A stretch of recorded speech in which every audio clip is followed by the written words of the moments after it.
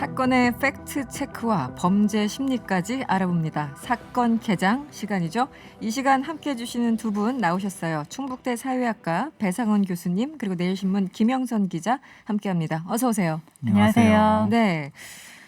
오늘의 사건 초등생 성폭행 용의자 정보를 소카에서 늑장 제공하는 바람에 이게 사건이 커진 사안인데요. 김영선 기자 어떤 내용인지 설명을 좀 해주시죠. 네, 지금 이 사건 때문에 지금 SNS에선 난리가 났죠.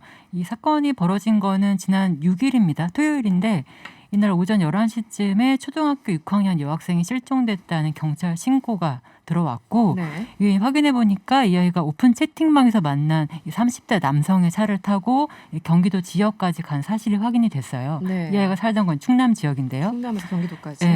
근데 이 남성이 이용한 차가 자가용이었으면 바로 차적 조회를 할 수 있을 텐데 CCTV 해가지고 이게 차량 공유업체의 차, 그러니까 소카의 차를 이용한 거예요. 그럼 이제 소카의 그 수사기관이 협조를 요청을 해야 되는데 이 남자 신상을 파악하기 위해서 경찰이 그날 저녁 6일 저녁에 소카 측의 정보를 이제 제공해 달라고 요청을 했더니 소카가 개인정보 보호를 이유로 해서 영장을 가져오라고 한 겁니다. 결국 이날 당일엔 아이를 찾지 못했고 다행히 그 다음날 아이가 이제 집으로 돌아왔습니다. 진짜 천만다행인데 확인을 해보니까 이 남성이 데려간 당일 저녁에 8시쯤 성폭행을 당했다고 합니다. 근데 이걸 시간을 되돌려보면 경찰이 소카 쪽에 정보 제공을 요청한 시점이 그날 6시 반이었거든요. 저녁. 그러니까 6시 반, 그렇죠. 6시 반에 정보를 제공받았더라면 그 남성을 빨랐죠. 당연히 추적할 수 있었을 테고 이 범행도 막을 수 있었을 텐데 그게 어떻게 보면 소카팀 못한 거죠. 그래서 지금 엄청난 후폭풍을 지금 소카가 맞고 있는 거고요. 지금 소카의 부실 대응이 이 범행 당일만 있었던 게 아니고 이 아이가 돌아온 날 경찰이 영장을 가지고 소카의 정보를 요구한 거죠. 근데 이때도 정보를 제공하지 않았다고 합니다. 영장 가져왔는데도? 네. 이유는 담당자가 없어서였다는 거고 결국엔 그 다음날 이 정보를 받을 수 있었다고 하고 만약 이 범행을 저지른 남성이 이제 오늘 이제 잡혔는데 만약 이 남성이 잡혔기에 망정이지 안 잡혔다면 사실 소카는 범인이 도피할 수 있는 시간을 벌어주는 셈이나 마찬가지이기 때문에 정말 비판을 안 받을 수 없는 이런 상황입니다. 그러니까 어쨌든 그 소카 그 차에 탑승한 게 CCTV에 이제 다 찍혀서 어쨌든 추적까지 가능했는데 결국은 소카 측에서 어떤 정보도 제공하지 않았다. 이게 이제 핵심이네요. 맞습니다. 이 아이는 채팅방에서 만났다고요? 요즘에 카카오톡에 오픈 채팅방을 자기가 열 수가 있잖아요. 그러면은 어떤 사람이든 다 접근할 수가 있으니까 이 남성 같은 경우에는 만나고 싶다. 주소를 좀 알려달라 이렇게 접근을 했다고 하고 일단 개인정보를 확보한 거죠. 그다음에 이 학생을 데리러 왔다가 이제 자기 집까지 데리고 간 거죠. 근데 약간 되게 교묘한 것이 자기 집까지 차를 몰고 간 것이 아니라 조금 1시간 정도 떨어져 있는 곳에 이 차를 반납한 후에 걸어서 이 학생을 데리고 집으로 갔어요. 걸어서요? 네네. 그러니까 대중교통도 이용하지 않은 거죠. 어떤 흔적도 어떤 흔적도 남기지 않고 그다음에 이 애를 다른 곳에 내려다 줄 때에는 너희 집 주소 알고 있으니까 이러면서 겁을 줬다는 겁니다. 그러니까 여러모로 치밀한 범행을 좀 벌였다고 보입니다. 프로파일러님 어떻게 보셨습니까? 한 몇 가지 단계에서 법을 위반한 것 그리고 법규의 어떤 맹점 그러니까 이 법상으로 개인정보보호법 18조에도 범죄 수사를 위해서는 영장 없이도 제공해 줄 수 있습니다. 문제는 제공해 줄 수 있다, 할 수 있다로 돼 있는데 할 수 있다는데 할 수 있는데 안 했을 경우 제재 규정이 없어요. 그러니까 이 소카에서는 할 수 있으니까 줘야 되는데 우리 내부 규정으로는 안 된다. 우리는 그렇게 쉽게 안 주는 데다라고 해버리면 그것을 제재하거나 뭐 처벌할 방법이 없는 거죠. 개인정보보호의 맹점이고 그 다음에 경찰이 영장을 받아서 그 다음날 왔음에도 불구하고 또 제시를 했는데 담당자가 말하자면 서버에 어떤 키라 이런 게 없기 때문에 못했다라고 하면은 그것도 문제죠. 왜냐하면 아니 담당자가 분명히 있어야 되는 건데 그게 말이 안 된다. 왜냐하면 뭐 서버 여는 거야 뭐 전화로도 할 수 있는 건데 그러니까 이것은 매우 불성실한 것을 넘어서 의도적으로 정보를 제공해 주지 않으려고 했지 않았는가. 왜냐하면 이 공유 경제죠. 공유 시스템에서 이 정보 자체가 재산이 되기 때문에 어떻게 해서든 이 업체나 이런 종류의 업체들은 정보를 안 주려고 해요. 그러니까 만약에 주게 되면은 그게 전례가 돼 갖고 자기네들의 어떤 사업상의 불이익을 간다고 손실. 생각하기 때문에 네. 그러니까 두세 단계의 법안의 맹점, 기업에 상당히 부도덕한 면 이게 두세가 막 섞여서 네. 결국은 이 아이가 성폭행을 당한 것이죠. 아니 다른 건 다 차치하고 영장을 제시했는데도 정보 제공을 안 했다라는 이 부분은 좀 이해가 안 갑니다. 그러니까 이 상황은 네. 뭐 아마 이 설명이 안 되나요? 과정은 그럴 겁니다. 네. 담당자라는 게 보통 정보를 가지고 있는 네. 서버 관리자겠죠. 관리자가 없으면 그 뭐 이 저기 비번을 모르니까 네. 하는데 그것도 문제라는 거예요. 아니 그럴 수가 없지 않습니까? 24시간 열어놓는 게 서버인데 그러면 이걸 그냥 경찰이 이걸 그냥 용납했다는 거잖아요. 예? 담당자 없으면 우리 못해라고 하니 그래 알았어 갔다가 다시 왔다는 거잖아요. 그 경찰의 그 조치도 좀 그렇죠. 이해가 안 가고요. 되죠. 네. 그 말이 안 되지 않습니까? 강제적인 조치를 취해야 되는 건데. 영장이 네, 있지 네. 않습니까? 영장이. 그럼 경찰이 영장을 뭘로 봤다는 거예요? 분명히 소극적이었다는 비판을 피할 수 없을 것 같아요. 이번 경우에. 이 양쪽 경찰이나 업체나 다 왜 그랬을 거는 제가 추정을 합니다만 왜 그러냐면 이렇게 생각할 수 있습니다. 추정입니다만은 이 아이가 그래 얘 조건 만남 했을 거야.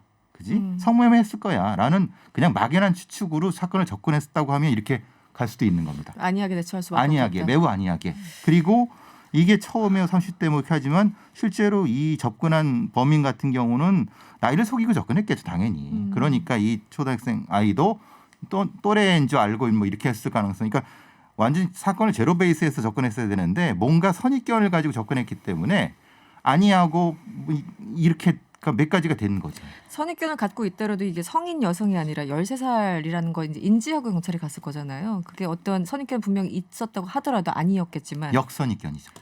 역선입견입니까? 오히려 이 아이가 왜 성인 남자를 만나?라고 하는 다른 선입견을 가졌겠죠.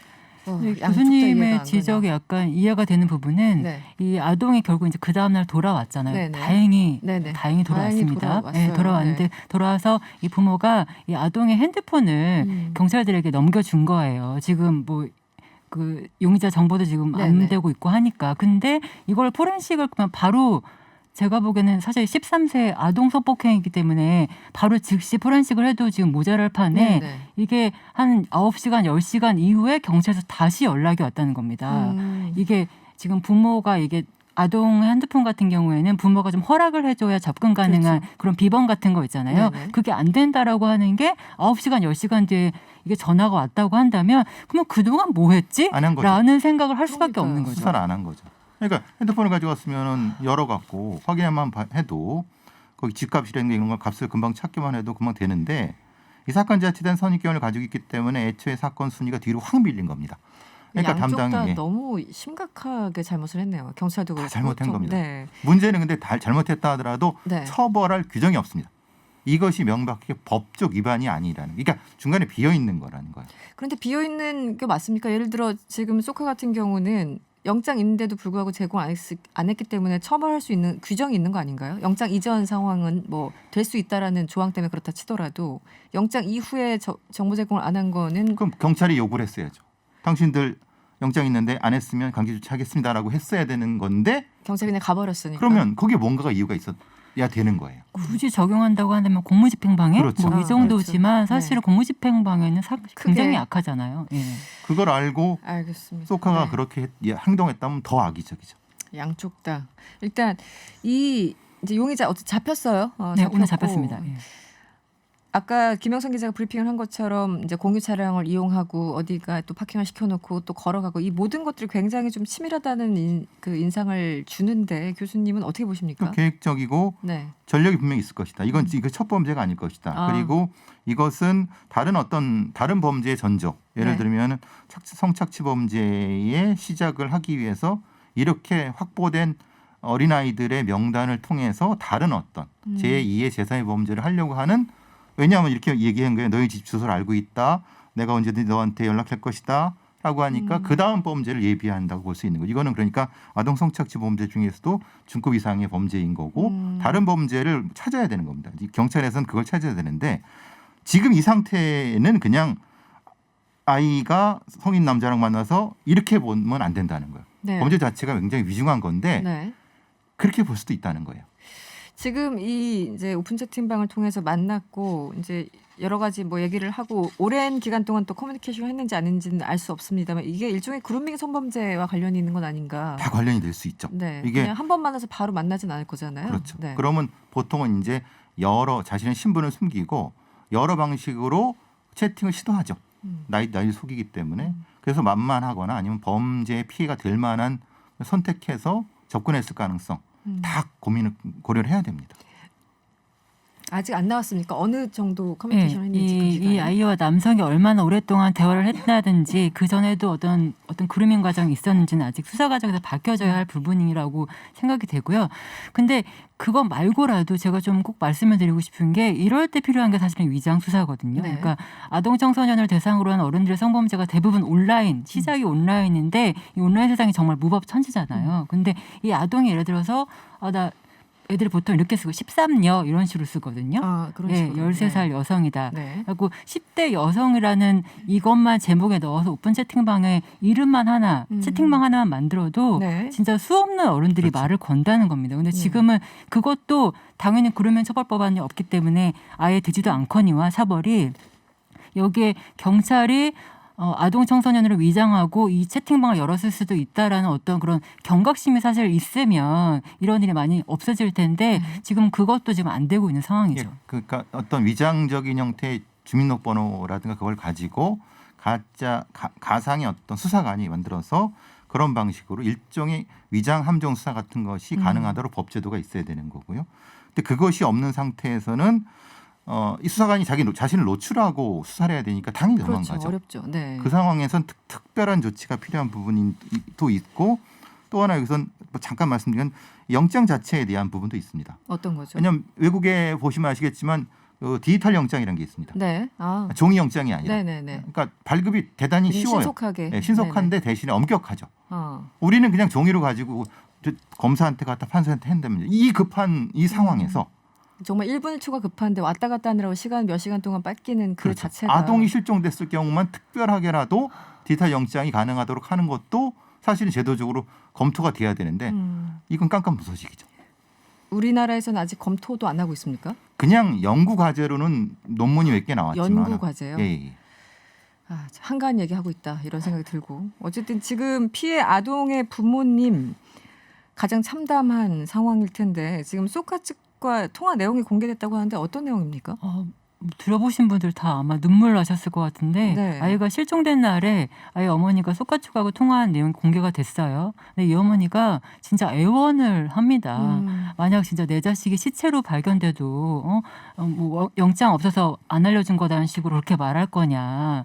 나한테 못 알려주는 거면 네. 경찰한테라도 알려줄 수 있지 않느냐 이렇게 애원을 하는데도 네. 소카 쪽에서는 고객 인적사항은 알려드릴 수 없다. 경찰 쪽에도 안 알려준다. 이런 식으로 기계적으로 답을 하거든요. 그래서 지금 네티즌들 사이에서는 소카 탈퇴 인증을 하는 그런 릴레이 운동도 벌어지고 있고요. 굉장히 공분을 사고 있는 상황입니다. 저 음성은 직접 못 들어봤습니다만 거의 어머니는 애원하는 그런 상황이었을 네. 테고 저쪽은 굉장히 사무적으로 맞습니다. 굉장히 미안한 척은 하지만 그것도 사실 기계적인 거죠. 어떻게 보면. 오늘 그 소카 측에서 사과를 했습니까? 네, 오늘 그 소카의 박재욱 대표가 그 A4 한 장 분량의 사과문을 페이스북에다가 발표를 했고요. 네. 뭐 사과한다, 뭐 책임감을 느낀다 이런 거고 재발 방지를 위해서 긴급 상황에 대한 패스트트랙 마련하겠다 이렇게 얘기를 했는데 사실 알고 보니까 이번에 경찰이 영장을 안 들고 와도 네. 자신들에게 공문만 보내도 사실은 들을 수 있게 되어 있었더라는 거예요. 내부 매뉴얼 상으로도. 근데 그게 고객 그 센터의 직원들에게는 교육이 제대로 안 됐던 거죠. 그래서 이 교육도 다시 하겠다 이렇게 얘기를 했는데 사실 이건 지켜봐야 할 부분이죠. 가장 중요한 교육인데요. 네. 근데 아까 제가 말씀드린 것처럼 법에 돼 있습니다. 할 수 있다 돼 있고 저도 그 업체에서는 불이익을 안 받아요. 왜냐하면 법에 있기 때문에. 근데 한 문제가 있죠. 왜냐하면 그렇게 이 소카가 제공을 하게 되면 이것을 음성적으로 이용하려고 하는 사람들이 소카를 이용하지 않겠죠. 그렇겠죠. 이제 업체 입장에서 이제 평판 문제 소위 말하는 그렇죠. 예. 네. 그것 때문에 대한, 예전에 소카에 대한 여러 가지 문제가 있었죠. 네, 알겠습니다. 오늘은 여기까지 들어야 되겠습니다. 설 연휴 잘 보내시고요. 지금까지 배상훈 교수, 김영선 기자였습니다. 고맙습니다. 감사합니다.